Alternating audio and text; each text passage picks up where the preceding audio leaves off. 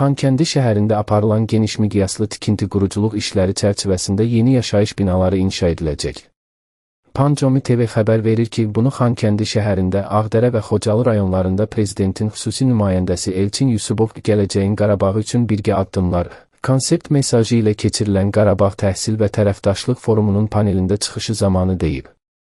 Bildirib ki, Xankəndi şəhərindəki yaşayış binalarının əksəriyyəti ötən əsrin 1950-1963 illərində inşa olunub. Şəhərin müxtəlif küçə və prospektlərində yerləşən və o zamanlar Azərbaycan hökumətinin maliyyə dəstəyi ilə tikilmiş hündürmərtəbəli yaşayış binalarının əksəriyyəti artıq istismar müddətini başa vurub.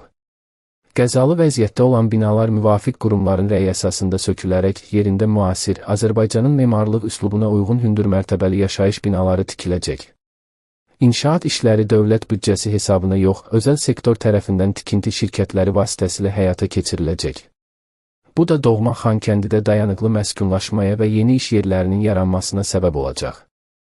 Bir sözlə, özəl sektor tərəfindən həyata keçiriləcək tikinti işləri bölgədə iqtisadiyyatın inkişafına müsbət təsir göstərəcək.